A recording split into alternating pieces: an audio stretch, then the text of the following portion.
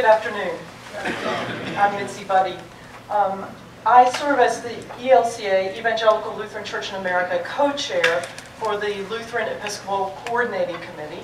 My Episcopal co-chair is Bishop Alan Scarf of Iowa.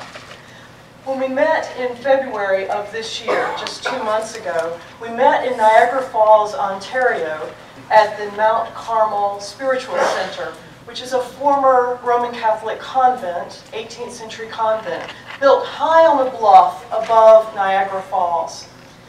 We met there for 3 days, and on the first day we began with morning prayer in the chapel, and this chapel that we were in had a wall of windows way up on the bluff overlooking the Niagara River, and you could see this beautiful vista of the river and the spray from the falls and the sun sparkling on that frozen spray on all the trees around because it was frozen in this cold February day. And I must admit I was sort of distracted from morning prayer by this beautiful vista.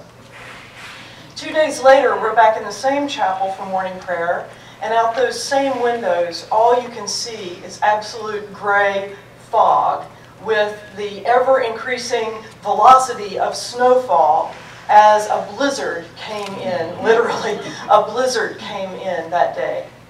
And it struck me that that was absolutely metaphoric of our work as ecumenists, right?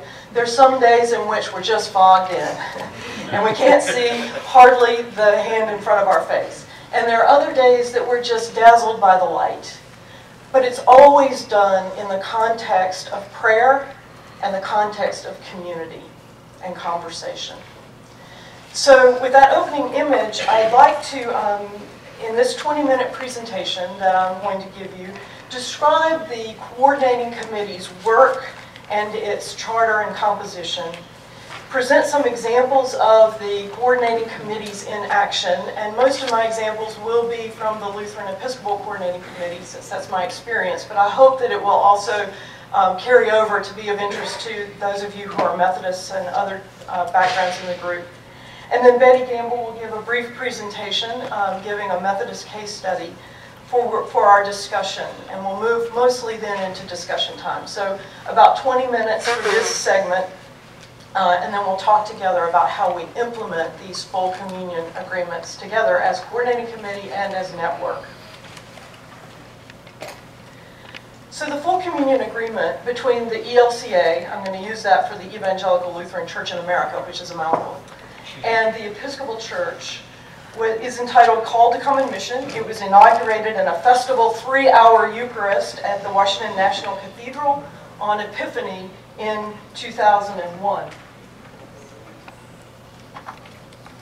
The ELCA's full communion agreements with the Episcopal Church and also with the Moravian Church and the United Methodist Church, each of those full communion agreements list these 6 characteristics of full communion. And just a quick review of those for our common conversation.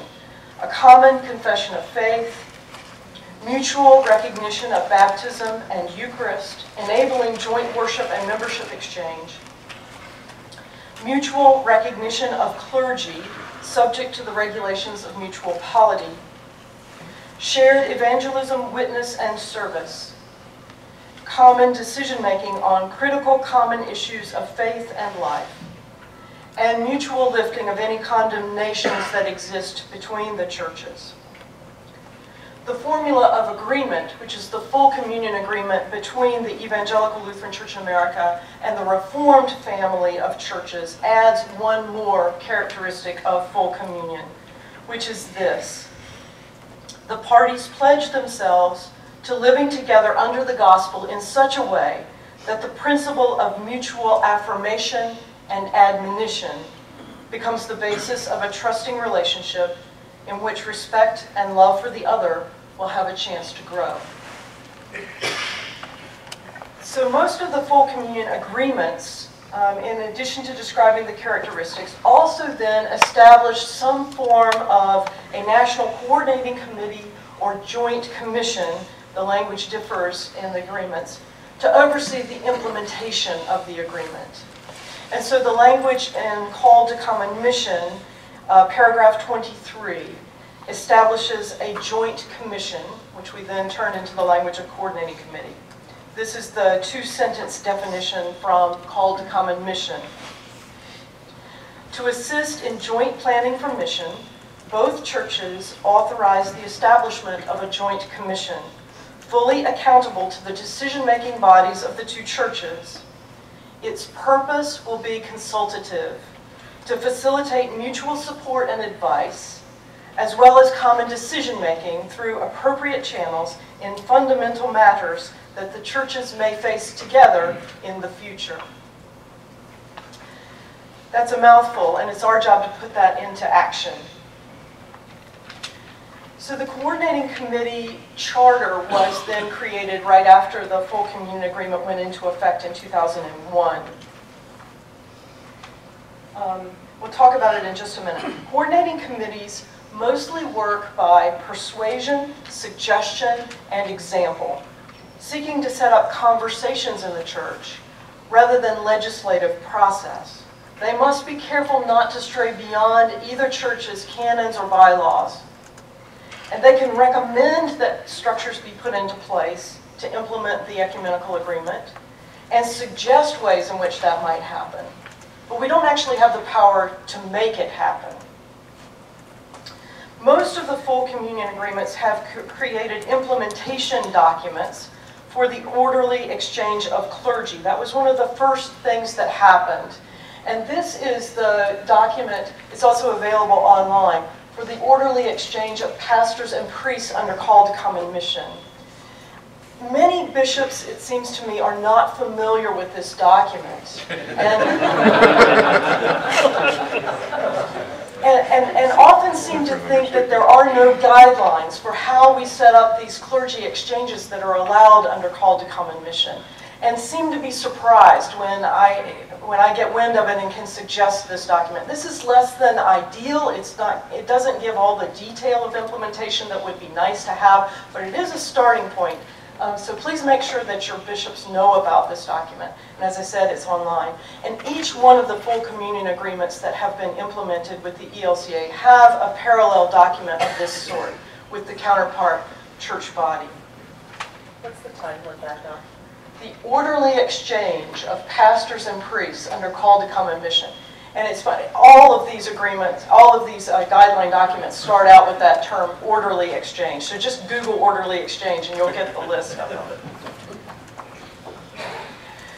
I particularly like the charter of the Lutheran Episcopal Coordinating Committee. Each coordinating committee has a different wording for its charter, but I particularly like the language of this one because every single bullet point of that charter starts out to encourage.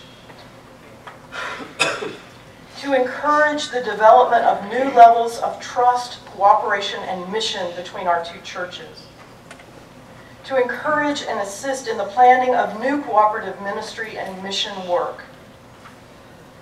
To encourage and assist in supporting ongoing cooperative ministries between our churches.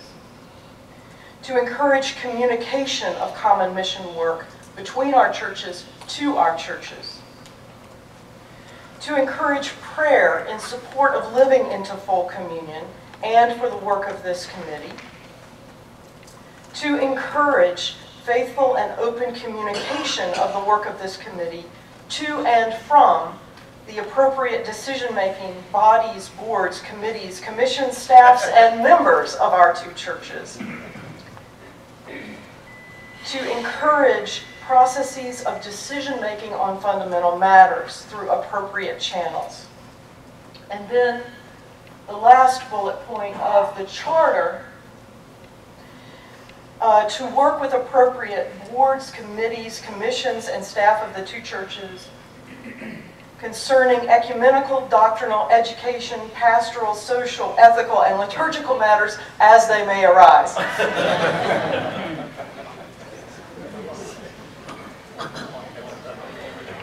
So how the Coordinating Committee is constituted. The Coordinating Committee is appointed by the two national churches for a specified term of service. In the ELCA, those are 3-year terms renewable.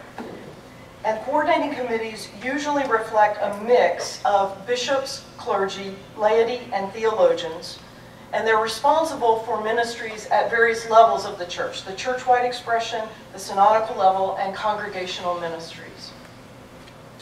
For the ELCA and the Episcopal Church, the representatives are appointed by the respective presiding bishops, and in the ELCA, the presiding bishop consults with the executive committee of the Conference of Bishops in selecting the bishops who serve on the coordinating committee. In other churches, the National Staff Ecumenical Officer makes the coordinating committee appointments. Each coordinating committee is chaired by a pair of co-chairs, one from each church. And it's important to know that the churches usually choose to appoint representatives to the coordinating committee who were not involved in the dialogues that led up to the full communion agreement. And that is intentionally in order to bring in a new slate of people to coordinate reception of the agreement. And then the ecumenical representatives from each of the national churches usually attend the meetings of each coordinating committee and serve ex officio.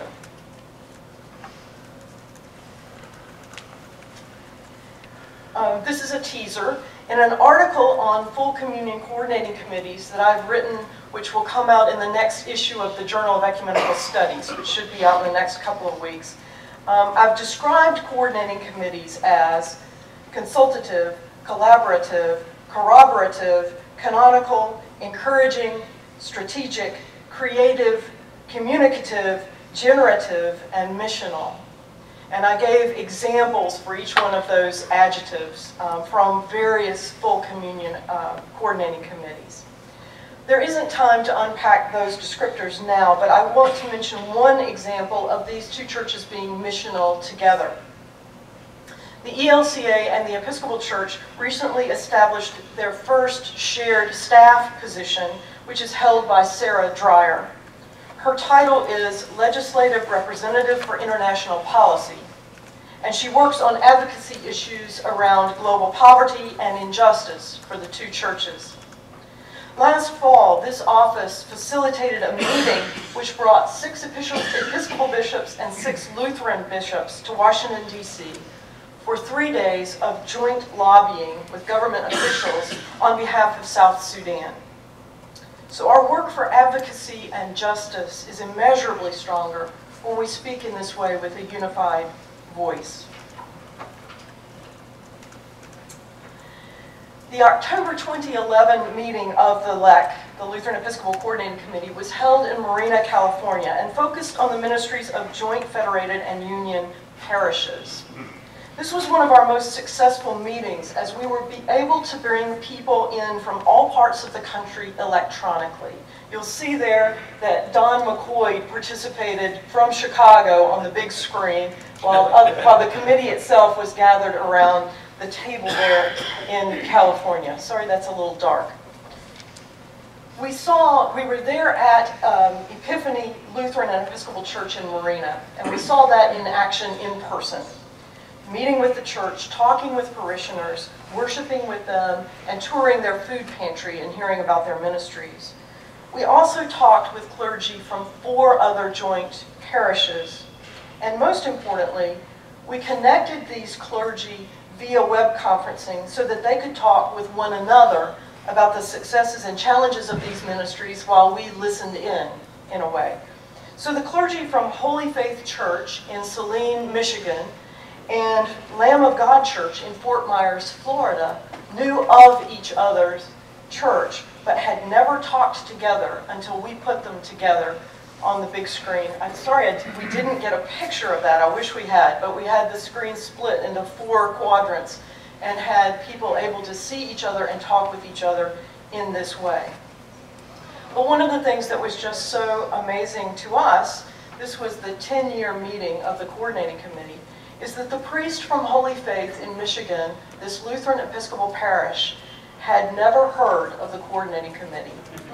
And after we had this conversation, put them together, he said, "Can I just ask a question? This was such a great idea. Is this a new entity in the church? Who put this together?" You know? So here we were 10 years down the road with someone deeply involved in this ministry who didn't know of our existence.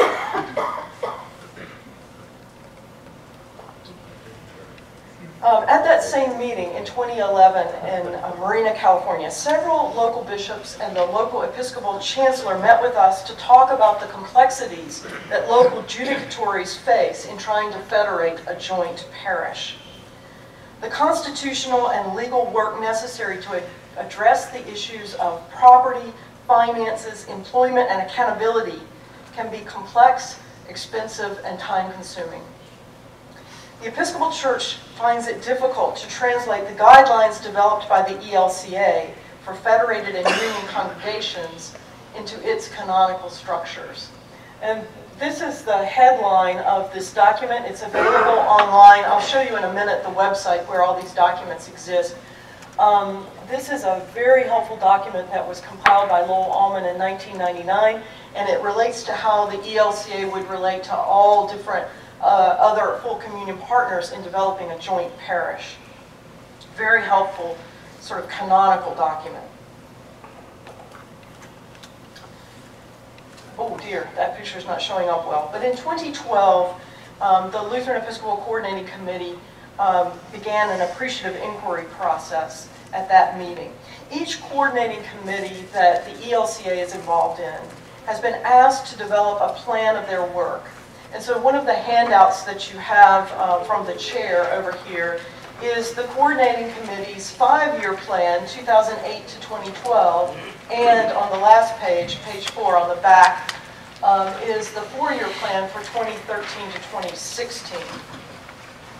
So what this document is intended to do is to document our work in one quick, handy glance, that you can see where we met, the outcomes of each meeting, and the requests for joint mission and ministry that arose from the committee to the churches. And we've also specified locations and dates and topics for future meetings, as you can see there. In this 2012 meeting, where we were trying to develop a plan for the next 4 years, the most important outcome was that we realized that the only way to make any real progress was to appoint task groups to work between the meetings. The coordinating committee only meets once every 9 months for 2 or 3 days, about 2.5 days at a time. So we decided we had to create some task groups. The first task group is to work on a response to Resolution A36, which was a resolution passed last summer by the Episcopal Church General Convention. This resolution gave thanks for the full communion agreement and the work of LECC, encouraged the LECC committee to continue to seek opportunities for new mission and ministry, and directed the coordinating committee to, quote, address the areas of our common life where our ecclesiological practices differ, especially lay presidency and our understandings of the role of deacons, for reporting back to the Standing Commission on Ecumenical and Interreligious Relations for its report to the next General Convention in 2015. So the Lutheran Episcopal Coordinating Committee began discussing this at its meeting in Niagara Falls 2 months ago. We identified some resources for the task group to use, and we discussed the 2 issues for a bit. First, how to address the question of lay presidency, which is an issue that is actually not ELCA church policy, but is an aberration from church policy, and how do you address that in a response? And then secondly, we discussed the challenge of trying to address the diaconate question ecumenically. And part of the particular challenge of that in the time frame we've been given is that the ELCA is in the midst of its own internal Lutheran study of the issue. The ELCA has recently appointed a Word and Service Task Force, which is studying the 3 lay rosters of the ELCA and considering the question of common rostering of diaconal ministers, deaconesses, and associates in ministry. And that Word and Service Task Force is to produce updates in 2013 and 2014, and then present a final proposal by 2015 to be voted on by the ELCA Churchwide Assembly in 2016. In the meantime, we're supposed to be talking about the diaconate ecumenically and come back to the Episcopal Church with a report in 2015. So this is rather difficult. So a task group from the LECC has been formed. Lowell Allman has drafted a background paper on both issues to begin the task group's work. And over the course of the next two meetings, 2014, 2015, the LECC will be working on how we will design and develop a response to this resolution as we have been tasked to do. Another task group, and I know you can't get these URLs down, I just wanted you to know that they're there, and I will make these slides available to be posted so that you can just click through on that if you want to. The task group for an online resource has been dealing with the question of how to make more resources from the Lutheran Episcopal Coordinating Committee available via the web. The official LECC website is part of the ELCA website, and it is, we don't have direct access to post anything there, and it's only for official work of the committee. So you have minutes there, but the minutes can't be posted until they're almost a year old because they have to be approved at the next meeting before they can be posted for public consumption. So it's always somewhat out of date by necessity. So we have a task group that has developed a website hosted by Epiphany Episcopal and Lutheran Church in Marina, California, this joint parish, which is pastored by the Reverend John Perez, who's an Episcopal priest serving this joint Lutheran Episcopal congregation. And this is a screenshot of that website. If we scroll down, you will see that what we have put here are as comprehensive a list as we've been able to create of the joint parishes with samples of their governance documents, which is particularly helpful for those who are trying to start from scratch. How do you set up a constitution for a joint parish? Also, joint campus ministries are listed on this website, clergy serving exchange ministries, and various LECC documents that we've developed. For example, we had a list of suggestions on how to celebrate the 10th anniversary when that came about. We also have established a communications task group. We are supposed to be inspiring local reception of the full communion agreement by helping to publicize it, but as I mentioned, we only meet once every 9 months for 2.5 days. So what happens is we go somewhere, we meet with people who are doing some form of Lutheran Episcopal joint ministry on the ground in an exciting way. We hear about it, they get encouraged by our attention, we get inspired by seeing them in action, and then how do we get that story out to the rest of the church? Oftentimes it has just stayed there or it's been documented in the minutes somewhere. So we've decided to do several different things. A somewhat unsuccessful attempt was a LECC's 10th anniversary calendar that we developed, a monthly calendar for the whole year of 2011 from the LECC with pictures of ecumenical efforts in action and all that. How many of you have seen this calendar? Oh, 4 people, and that's the problem. You know, we were talking, we said, you know, people do this for their grandchildren for Christmas every year. This is not a big deal. We can do this, you know. So it wasn't hard to put it together, and then we just assumed that we would be able to figure out some kind of way to do an electronic distribution through the churches, right? No. So we had 50 copies printed for for the 2 churches, and so that wasn't ultimately a very successful effort. But we have designed a Facebook page. I'm going to show you a picture of it in a moment. Please, if you do nothing else from this whole presentation, like us on Facebook. And please post stories of Lutheran Episcopal ecumenical reception in action on our Facebook page so that we can get the word out to others, that we can broker it, but we don't have to control it. And as I mentioned, I've written an article for professional ecumenists on the task and function of full communion coordinating committees coming out in the winter 2013 issue of the Journal of Ecumenical Studies. If you have not subscribed to the Journal of Ecumenical Studies, please do so. Or even better yet, join the North American Academy of Ecumenists, and that gets you a subscription, a reduced rate subscription to the Journal of Ecumenical Studies. That's my commercial.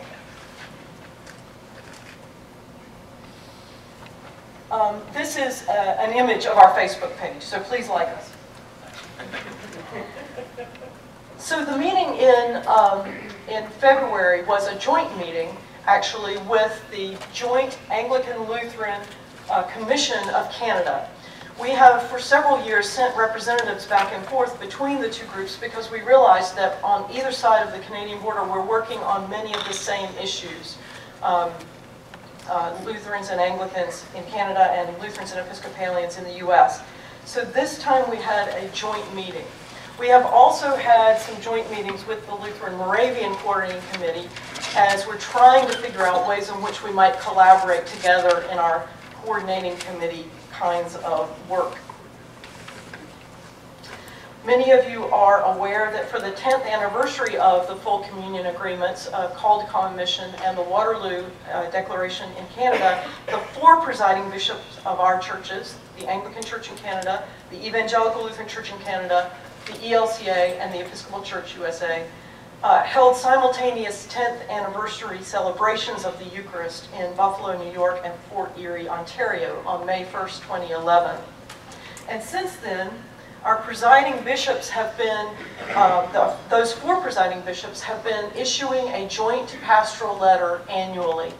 And the most recent one was released November 25th, 2012 for Christ the King Sunday. So this is the last part of my presentation. I want to present a brief case study to spark our discussion time, and then Betty's going to give us one as well from the Methodist perspective. Here's the background. Last year, LECC and the Joint Anglican-Lutheran Commission of Canada partnered together to write and produce a set of parish bulletin inserts for the 6 Sundays of the Epiphany season in 2013, which the Epiphany season that just passed. So there were these bulletin inserts. 3 were written by members of LECC and 3 by members of the Canadian Commission. Each of these bulletin inserts had 3 parts. First, a brief meditation on the gospel text of the day. Second, each one gave an example of Lutheran, Episcopal, or Anglican cooperative work in action. By design, some of these examples were local, some were national, and one was international. And then they each ended with a collect that had been written for this purpose. So each one had a different collect. We worked on developing these over the summer of 2012 and had them ready for dissemination by September of 2012. So then the question of marketing. The bulletin inserts were commended to the 4 churches in the joint pastoral that you just saw on the previous slide, the Reign of Christ pastoral letter from Christ the King Sunday. So they were commended in November. They were posted on all 4 churches' websites, and the churches issued a press release about the bulletin inserts. So Epiphany comes, and the LECC meets in Niagara Falls right after Epiphany in February 2013. And we shared anecdotal information about how these bulletin inserts had been used. You know, we knew whether they'd been used in our own parish. We each knew about maybe 2 or 3 other parishes. But we realized that we didn't have any mechanism for assessing how successful we had been in getting them out, and whether they had been used in parishes or not, and whether we should go to the trouble to do it again for Epiphany 2014. So I just want to take a quick straw poll. How many of you knew about those bulletin inserts? Wow, less than half of you. How many of you used them in your parishes? Well, thank you. Those who knew about them used them. But it's interesting to me that y'all are ecumenical officers and didn't know about them. And so clearly, the communications are breaking down at some point along the way. And I think this is a perfect illustration of the challenge and the opportunity of our coordinating committee work. I'm going to close with this slide because I love this quote from Stephen Sykes. And then before we move into discussion, Betty Gamble will present on behalf of the United Methodist Church. Thank you.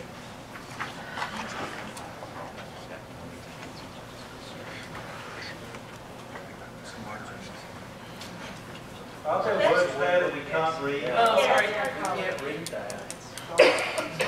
So sorry. We do know something that. Okay. Fill in your blanks. Let me just read the slide to you. Ecumenical documents make little or no impact in the short time scale in which we have them. We do not sing them, or pray them, or dance them, or dress them. We study them. That is why they have so little impact. So my comment is our challenge together is to bring these agreements into the living, singing, praying life of the church. Sorry about the slide.